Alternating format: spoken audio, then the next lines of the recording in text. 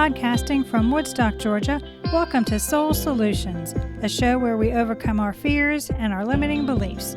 I'm your host, author, and certified life coach, Terry Kozlowski. Episode 37. Why responding lovingly to others in all situations isn't difficult. When another is criticizing us, how do we react? Most of us automatically get defensive because we allow our egoic minds to take over our actions. Others of us may stay quiet and take it because we feel we deserve the adverse treatment. Do we even consider how we should respond versus reacting so we have an outcome we prefer? I believe there is a difference between reacting and responding. A reaction is an immediate and most often automatic reply to a situation, an impulse. Reacting is an instinctive, but also in resistance to the circumstances.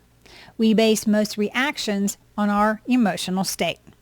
Usually when we react, it comes from fear, and we have no filters in our processing of the conditions.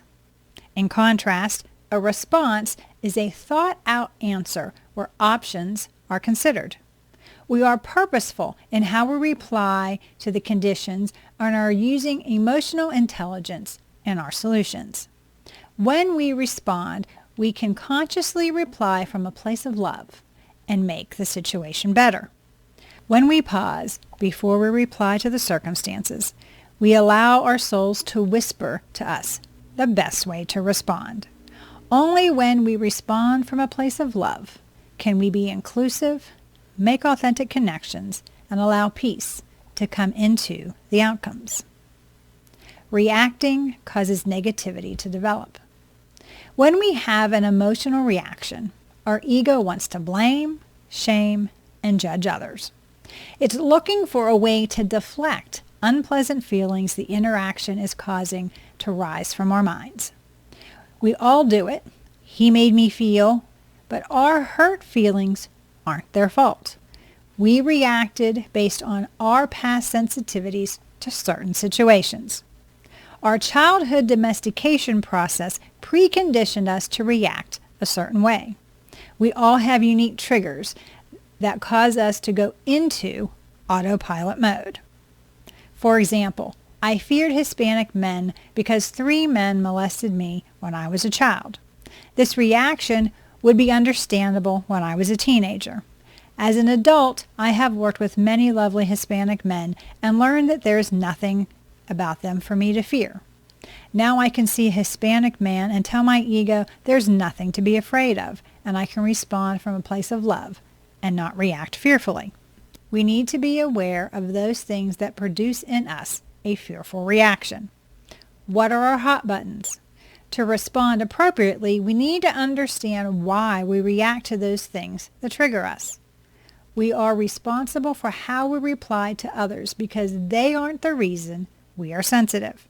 We need to be self-aware and understand the part we play in the circumstances. Ways to diminish our reaction. When we have been reacting to the same stimuli for decades, it's hard to break the habitual behavior. But when we have reacted poorly to a situation, there are ways we can reduce the conflict. Learn to walk away from an upsetting circumstance. Instead of yelling at someone or escalating the argument, take a walk. Let the other person know we need time to evaluate the issue and we will come back later to discuss the matter. This time allows us to cool off, assess the situation, and evaluate options. If our reaction is to hide away instead of facing the issue, learn to talk it out with someone trusted. Let another know how we feel and ask for ways to help us feel better or create an improved situation. Reframe the stories we tell ourselves by improving our self-talk. Don't allow the inner critic to spiral us downward into negativity. Instead, remind ourselves that just because we find ourselves in circumstances we don't like doesn't mean we can't learn something positive from the situation. After a controversy, take time to reflect on how we handled the conditions. We can journal ways we could have conducted ourselves differently to create a better outcome. Or we can celebrate those times in which our response was precisely what it needed to resolve the dispute. How to transform reactions into responses. The most important thing we can do to alter how we reply to a set of circumstances is to take a deep breath. This pause allows us to determine how we feel, assess the situation, and evaluate our options. When we give ourselves this moment to reflect, we can consciously choose how to move forward to a solution. As we are determining our emotional state, we need to ask ourselves why we feel this way. Are we angry, or are we becoming distrustful and ready to defend our position? Maybe we are feeling hurt and we are shutting down so we don't feel bad about ourselves. Whatever we're feeling, we need to understand why, so similar situations don't cause us to react poorly. Assessing the situation means we are trying to understand how we got to this place. What caused the circumstances? What role did we play to get here? Could we have done something different to have another outcome? Or was this position inevitable? We also need to evaluate how others are feeling and how they are acting. We need as much information so we can complete the next step, which is evaluating our options. This refers to looking at the many paths we can take to come to the best resolution for all involved. What is the goal and how can we get there? When we consciously gauge both good and bad possibilities, we can choose wisely and move forward towards the best resolution. Interpersonal skills helps us respond better. When we are dealing with others, we need to be empathetic. For us to have empathy for another actually requires us to respond to them instead of reacting. Why? Because when we try to understand another's perspective, we choose to see the other from a loving place. When we realize others aren't responsible for how we feel, we recognize that we aren't accountable for how they feel or how they react. When we can empathize and help them through their emotions, we can let go of thinking we caused anything. Their feelings are their own. Proper responses requires us to have excellent communication skills and the willingness to cooperate or collaborate to come to a resolution for all of us to move forward. Active listening is the most crucial skill to show others we want to understand their point of view. This paying attention means we are hearing what they say with the goal of understanding.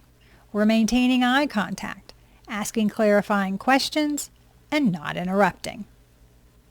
Responding with compassion. When we are mindful, our compassionate nature comes out, and we naturally respond with love. Look at small children when one of them gets hurt. They automatically reply with love and care. They are taking action to make their injured friend feel better. This loving action is how we are all to respond to one another. But over time, our egoic mind takes over. Only the ego sees a world of separation. The soul sees we are all connected, and therefore what is best for someone else is also best for us. Who is war good for? No one, of course. But the ego doesn't allow peace to be an option because it needs to win. To stop the egoic reaction from continually harming us, we need to pause. When we pause before we respond, we allow ourselves to disconnect from the egoic mind, and we permit our natural compassion to rise from our souls so that we can respond from a loving place. Again, most of what the ego reacts to isn't life-threatening and therefore can be dismissed. Our hurt feelings typically aren't about the present circumstances, so we need to release them and focus on the current condition to move forward to a resolution. This empowerment of controlling how we respond allows us to live more authentic and loving life with those we have connections with. Moving forward with a loving response.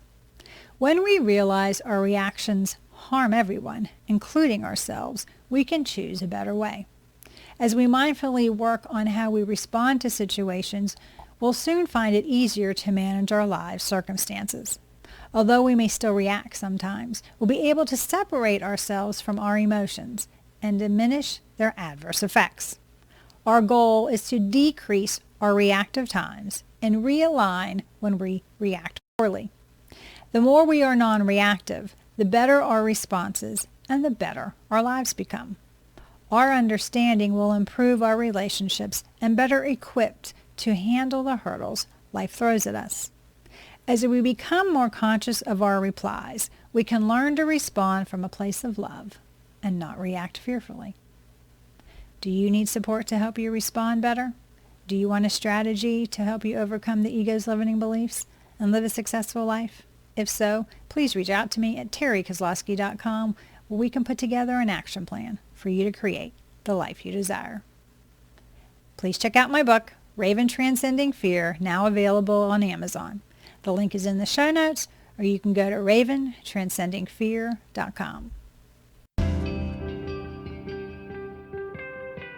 Thanks for listening to Soul Solutions with Terry Kozlowski. If you'd like the show and want to learn more, check out terrykozlowski.com, where you can find the links to everything we talked about in this episode. Please subscribe to the show so you'll never miss an episode as we overcome our fears and our limiting beliefs.